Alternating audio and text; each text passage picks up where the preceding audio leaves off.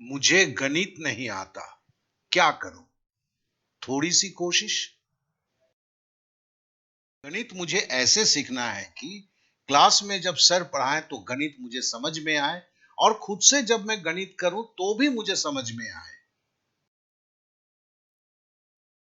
क्या ऐसा संभव है?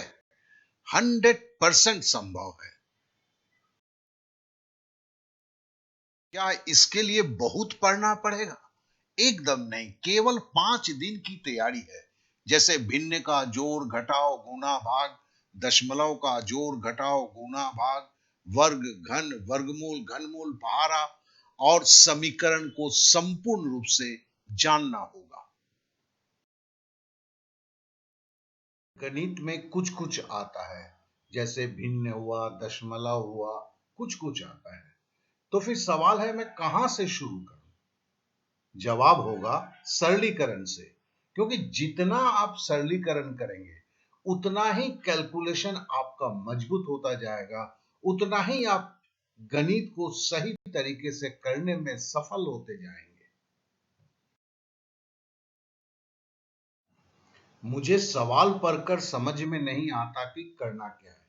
देखिए, यह समस्या एक आम है, और इसके दो ही रास्ते होते हैं। एक, आपको सरलीकरण नहीं आता है, और दूसरा कि अगर आप सवाल को पढ़ते हैं तो सवाल को समीकरण में कैसे ढाला जाता है ये आपको पता नहीं है, और इसके चलते ही जितनी प्रॉब्लम होती है। तो आपको सवाल को पढ़कर समीकरण में ढालना सीखना अति आवश्यक है।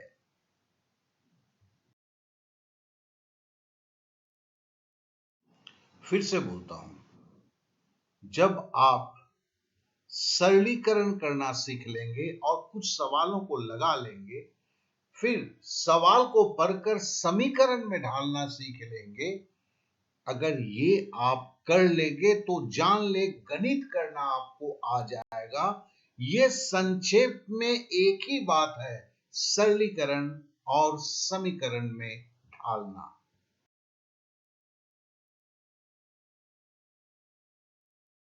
याद रखेंगे, अगर गणित की कमजोरी को सही रूप से आपको दूर करना है तो सरलीकरण को करना काफी अच्छी तरह सीख लें, और किसी भी सवाल को पढ़कर उसे समीकरण में ढालना अच्छी तरह से सीख लें और समझ लें। ये दो अगर आपने कर लिया, आपकी गणित की कमजोरी को ये दूर कर देगा।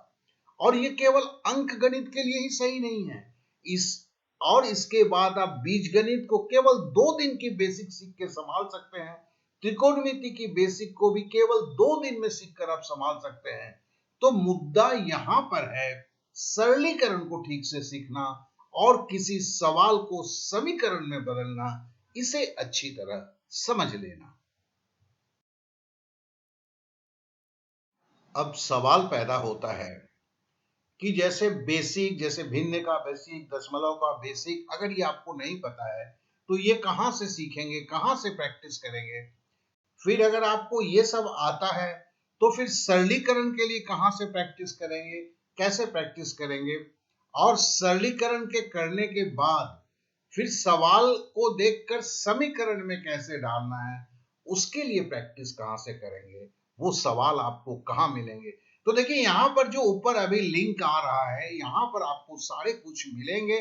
बस आपको कुछ नहीं करना है, आपको इस लिंक पर क्लिक करना है, इसे ही केवल आपको याद रखना है।